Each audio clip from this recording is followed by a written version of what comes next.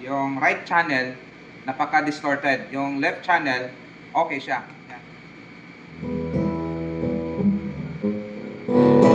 Ayan lang.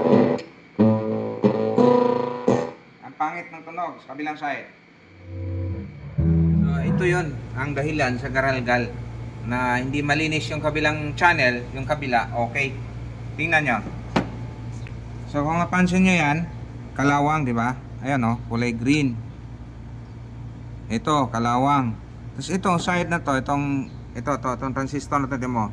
Yung paa na yan o, kalawang din. Ayan o, nabali na nga o. Tapos, itong side na to, okay pa yan. Yan. Ito, may mga ano, pasimula pa lang. Kasi ito yung transistor na yan o. Kalawang din o. So, baka putol na rin yung isang paa niyan. So, yun yung mga sakit. Kaya nagkakaroon ng distortion yung mga amplifiers natin dahil sa corrosion. So, maaaring itong ginamit nito sa paghinang, yung flux niya ay nag-generate ng corrosion.